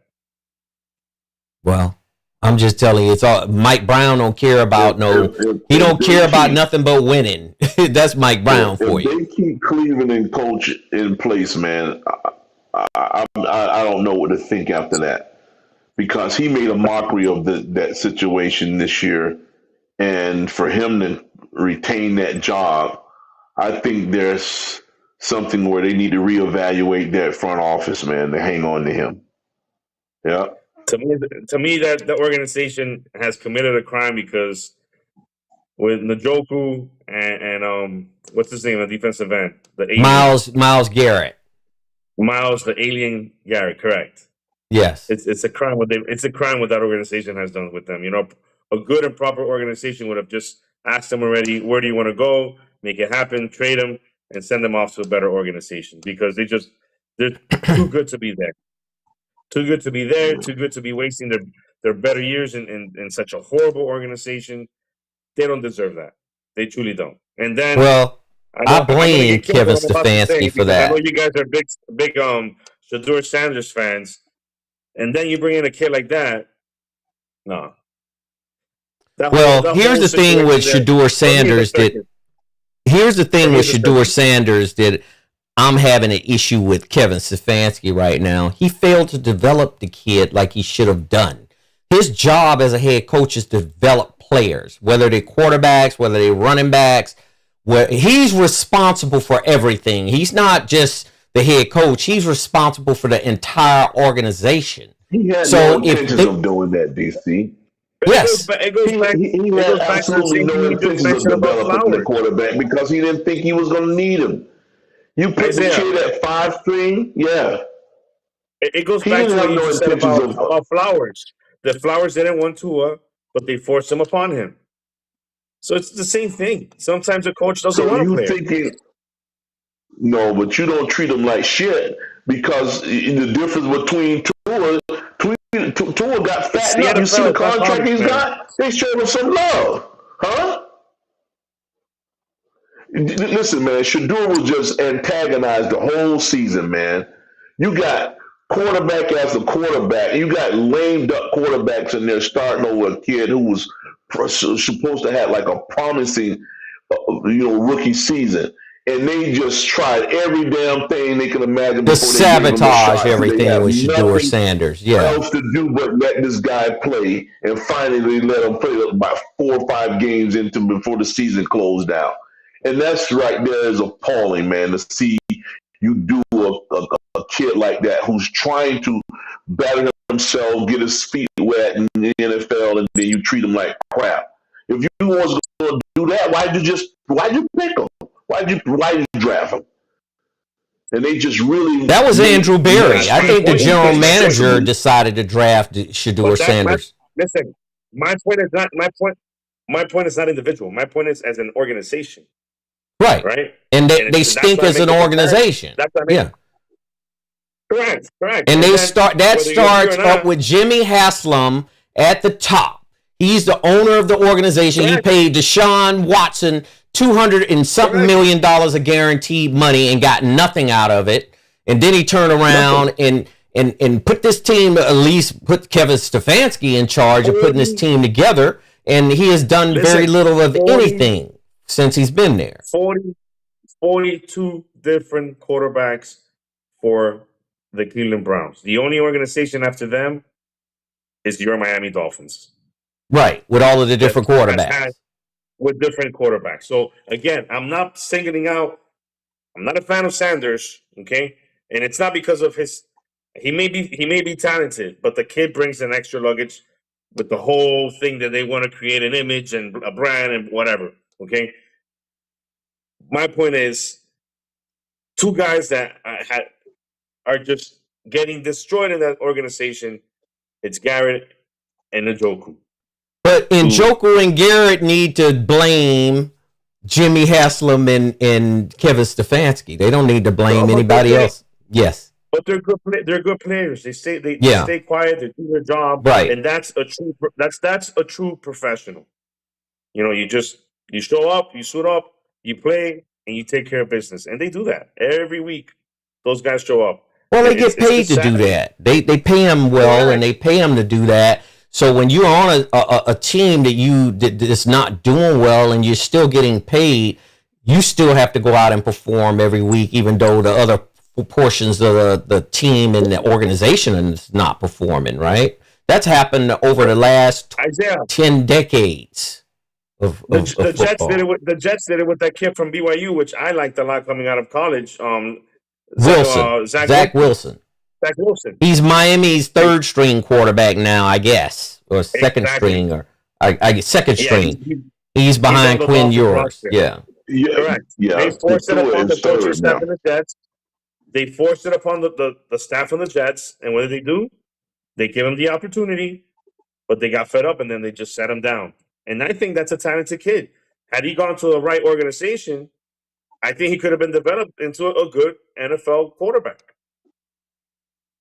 So I'm not defending the coach of Cleveland. I'm just criticizing. The thing is, with a kid being fifth string, you imagine that he's not even getting any reps in practice with the first team that he's going to be on the field with.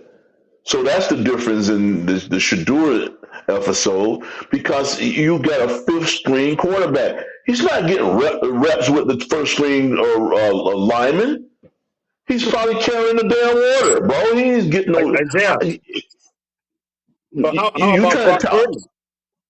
Say that again. How about Brock Purdy when he got drafted? What about him? He had 3 quarterbacks in front of him, and he got his playing time by default, by injury. And that that's the same thing we should do. He got playing team by default. He looked as prepared. I mean, you got some sorry ass people in front of you that you just started in front of this guy for no reason. They know damn well those other quarterbacks wasn't as talented as him, but they antagonized him by putting him fifth string. That was an insult, man. Well, they turned And not around and only that, you drafted Dylan drafted Gabriel, freaking and two. then they turned Right, around and drafted you draft Shador. To two. me, that was a Yeah, dumb man. move. They should have drafted one or the other and let the other one go to a different team, so both young quarterbacks can be developed properly. Yep. But then it turned into a freaking circus because of Kevin Stefanski. This is all under Kevin Stefanski's watch. This is not Shador Sanders' fault. It's not Dylan Gabriel's fault. It's not Miles Garrett's fault. Nor is it David Njoku's brand you trying fault. to It's say the Browns. either, Eddie. It's the Browns. Exactly. That's my point. I'm saying it's a circus. It's a circus, and at the end of the day, the players are the ones that pay for that. You know. Yeah. Remember the year that Seattle. I always bring this up. The year that Seattle drafted Wilson. Okay. That same year, they signed the number one free agent, and it was the backup quarterback to Brett Favre from the Green Bay Packers. I don't recall his name. Okay. Yeah. And Pete Carroll did something that I truly respect. He cut his number one signed quarterback, and he gave it to Wilson. And he got criticized. And look what he did. They went on a good 6-7 year run as one of the top, if not the top, team in the NFL. And Wilson. Well, you got a bunch of coaches not willing to take that risk. I mean, come on, you live and die with a decision, Eddie, and that's what I'm saying. He went on a limb to take that risk and say, okay, I think this is the better quarterback. I'm gonna eliminate all the distraction by having all these leeches on here on the squad, and you just work with the ones who you think the best. And you know, the Browns didn't do that. They just had controversy going on the entire year. And that's the part that will stink about it, because they didn't make a decision and say, okay, this is going to be my guy. I'm going to work with him. I'm going to live with him. I'm going to die with him. But they didn't do that. They was trying to sort through the quarterbacks the entire damn year too. They didn't have any more quarterbacks. They ran out. They did. Because Joe Flacco got traded. Remember, they had Kenny Pickett. They had Joe Flacco. They had Dylan Gabriel. Then they had Shador Sanders. And Shador Sanders was sitting at the very back of it. Yeah. Yeah. And the only one they had left was the one they gave a big bag and they couldn't move. And that was Deshaun Watson. Deshaun Watson. That's it. That's it. Yeah. He had that case. We never heard. Where is he at now? He's still with Cleveland. He's been on injured reserve. I mean, he's still rehabbing from whatever injury that he has. He's still getting a massive bag, a guaranteed bag. Well, you can't blame him for that. You can only blame Jimmy Haslam for giving it to him, right? That case has been settled, so don't worry about that, Eddie. They took care of those girls who's lied on the man. They were nothing but booty calls, and then they ratted them out when they thought they can get paid. You know, I seen him around often. I don't know if you have, Isaiah. When that guy was winning, he had no problem when he was they actually probably messed his career up with all of that scandal, man, because ever since that scandal came, he went downhill. Couldn't even throw a 20-yard pass after that. Exactly. I think Houston. I think the Houston Texans sabotaged some of his career too. At least from a public relations perspective, they wanted to make sure that he was damaged goods when they got him up out of there. That's what happened with that. Yeah. And luckily, he was very lucky because he was able to go to Cleveland and get that $200 million guaranteed money. Right. It ruffled a lot of feathers too, because a lot of these owners didn't like that guaranteed money that they gave him, and Jerry Jones was one of them that did not like the fact that he got all that guaranteed money, because he knew some other players. Jerry didn't want the precedent to be set to start that kind of money to be offered to players, right? But it goes back to what I mentioned, that the organization is such a circus that you have to do that in order to motivate your fans. You know, make them feel like you're committed to winning. So you guarantee crazy amount of money to a young quarterback. that should motivate your fan base. So that's how I see that. Well, Yeah, that's just stupidity. absolutely. Because you talking about motivating your fan base. I guarantee Jerry Jones don't play that game because he let Parson leave, and they was asking him to keep him, and he wasn't willing to put that type of money out there on the table.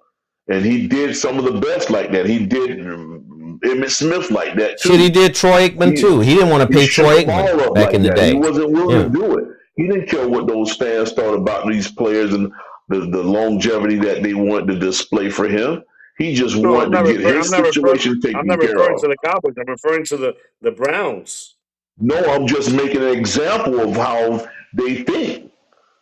Yeah, that's what I'm doing.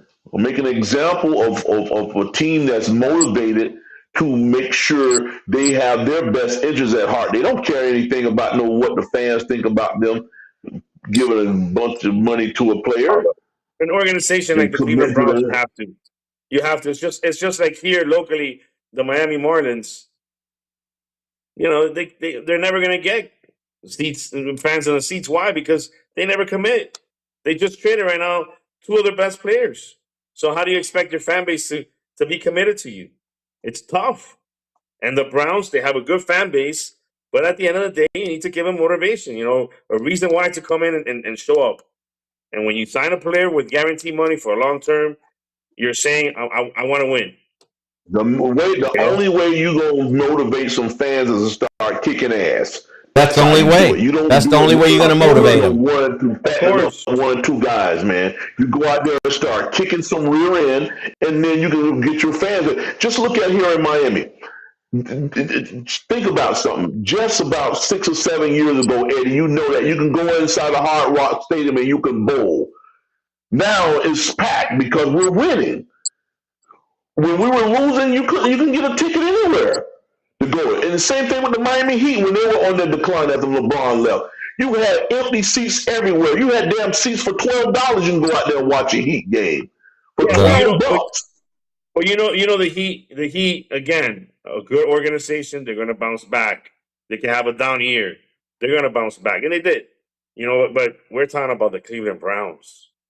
This is the laughing No, stock. I'm just One of talking the laughing about the stocks. motivation of Okay, so fans. We ain't talking about no getting damn back Cleveland Browns on no the more. topic at hand is the Cleveland Browns is a shitty organization. So we all agree with Period. that.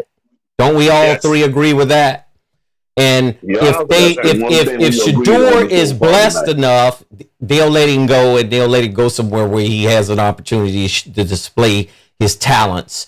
And Miles Garrett and David Njoku, all I tell them brothers to do is just keep getting paid. I mean, go out there and give it your all, which they both do every week. I remember when David Njoku was a tight end from Miami. So both of those guys are all pros, and they just need to keep getting paid.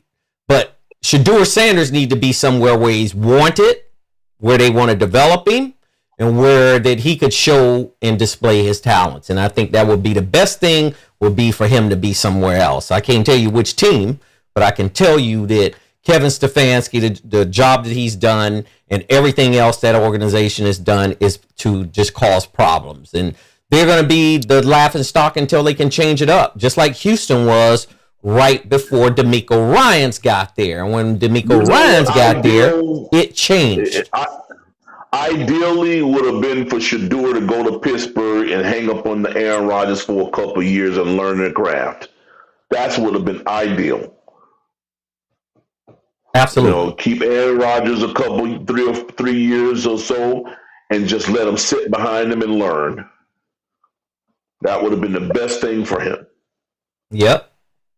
So I got some breaking news here. Looks like ex Major League Baseball player, Lenny Dykstra. I don't know whether you guys remember Lenny Dykstra, but he was one of the superstars in baseball. I remember him when he played. Nailed. Yes, he got pulled over according to TMZ for DUI on New Year's, a day after New Year's, I believe. I just pulled it up. My computer's a little bit slow here. DC, this is the thing that I understand. He is the I white cannot version of Dwight understand. Gooden. Listen, man, I cannot understand as moderate as you know, it is when it comes to drive service now. Ride It's share. nowhere in the world. Right share. It's just nowhere in the world you should be getting a DUI. There, Because you are all you have absolutely to right. do is There's we. have a cell phone, you good. Just So all you you, need. You just need a cell phone. If you got a cell phone, you got a ride. DC, Because Lenny it's just Lenny crazy. Dykstra Lenny Dykstra is as sad as a story as Dwight Gooden. Two talented guys. Lenny Dykstra is not in the level of talent of Dwight Gooden, but two guys that just they have their vices and they have no control of it, and it's so sad. And Darryl Strawberry, which is my all time favorite baseball player, and he had his struggles with addiction, and he's corrected it, and he's given himself now in being a good Christian and helping others out. He's trying to help Dwight Gooden out, and the guy just can't get it right, you know. And to hear this story with Lenny Dykstra is so sad because these guys, man, they were pioneers. They were big in their days, and like Isaiah just mentioned, and the day that we're living today, that just at the fingertip of your hands, you can help yourself out and not get into these type of issues. It's so sad. It's really sad to hear that. Okay, so guys, let me make a correction here. Wasn't a DUI. It was facing drug charges. At least the police said that they found so-called drugs or that was associated with Dykstra in the car that he was driving once he committed the moving Same violation thing, code. DC. Same I just thing. want to make sure I Same clarify thing, that though, because I DC. don't want to Yeah, say it's same type of DUI thing. when it's something else. Yes. Correct? So But it's the exact same thing. If you want to get blissed, freaking, he would have got pulled over if he had a ride share. When they pulled the ride share over, they would have been able to check him. He could have been blitzed. He could have had his nose look like you just changed a baby diaper with powder in the front of it. But he wouldn't have got charged with any of that if he wasn't driving. So that's a good it's point. stupid anyway. Well, at least the public Man. police, public information from the Pennsylvania State Police says that the release report said that the nature of the incident was drug possession. So I wanted to be very clear and very, very Yeah. detailed about what he was actually pulled You over know, for and charged with. Okay, so DC, it's these three saying guys that you're alleged then. doing. It's alleged thing. Can you imagine Dykstra, Strawberry, and Gooden? They were on the same team. They were on the same team. I remember that for the New York Mets. Yeah, I remember that. yeah, 19. Yeah, they were on the same team. You know, it's Man, you those imagine guys. that game with that after that game then. Oh, All they were those living guys it like up back then. I mean, they yeah, were living it right up there. back then more so than they were living it up now, right? Yeah, those Yeah, guys man. That ran that right there those guys is at that time. The Yankees were in the dumpsters, and the Mets were the it team in New York. So That's right. they ran Manhattan and they Yeah, ran New York City. the Mets was the real deal back then. I remember that. Yeah, But yeah, the Mets were the real deal Strawberry back and, then. and Dykstra and Gooden, man, they were the big three for that team. I remember that. That's right. Yeah, they had Joe Absolutely. Carter as a catcher. Yep. Well, man, we had a great show tonight. I think this is going to be a wrap for us tonight. And we thank our viewers for coming on and joining us and going through this, 1 hour and 45-minute journey, because that's what we've done. And we're having so much fun. We lose track of time because this is not ESPN. We are a podcast that we speak from our heart, and we don't have a time constraint nor script. We just speak basically up on our experiences in sports and what we think is, our takes on sports, and we really take that to heart. So we appreciate everybody. And one thing I want to say too is Happy New Year to everyone who has joined us today, especially. And Najee will be back with us on Monday, and we'll be preparing for this game coming up this week, which we've already predicted that. I'm predicted right now the national championship is going to be Oregon versus Miami. Cristobal will get a chance to face his old team. Isaiah and Eddie believes that Indiana is going to be the other team that faces Miami with Fernando Mendoza, and I'm pretty sure Man, you all of just his. messed up. I told you that I thought they would win. I want to You want play Oregon? You're Oregon. pulling for Oregon, That's right? what I want. Yeah, that's what I want. I'm telling you, man, Indiana done scared the hell out of me, man, with them big muscles on that offense and defense, man. Them guys Man, are, listen, they talented, DC, man. You I got to get it. watch, I get it. But go back and watch these guys, what man. I've observed, especially with a team like Oregon, is how they've been built over the last few years. They got embarrassed last year against Ohio State. He ain't gonna get embarrassed by Indiana this time around. I will just talk about it after it's set Well, up. Once let's it's do set. that, man, because I'm gonna tell you right now, there's a lot of teams that got embarrassed And the this year is before no and came slight back. on Indiana or the Indiana faithful. They've had a phenomenal year. First time the football team has ever gotten this far in any playoff or any bowl. First time the school has ever had a Heisman Trophy winner in football. And the first time the school has ever had a coach like Kirk Cignetti. So guess what? Indiana, if they win, I'm going to still be equally as happy. I just think Dan Lanning is not going to let that happen. I really don't think so. So I'm going to have you go ahead and close it out for us, Isaiah. Well, listen, the floor is mine. Eddie, glad you got a chance to come I on am with us so again, happy Eddie man. was with us And tonight I as want to well. say thank Happy you New guys. Year's.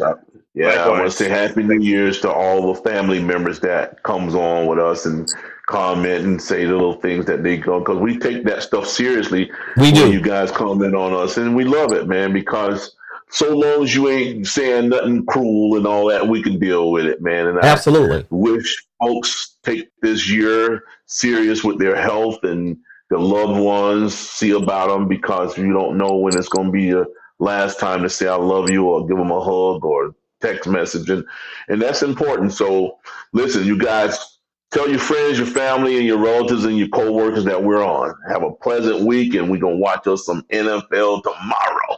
Yes. Absolutely. Absolutely. How about you, Eddie? Thank you for having me here. It's nice to be back. Really miss you guys for the couple of weeks that I couldn't come on. And to all you guys out there, Happy New Year. Hope you guys had a wonderful, wonderful holidays. And just like Isaiah said, make sure to hug and kiss your loved ones, and hope everything turns out your way as you guys plan for this 2026.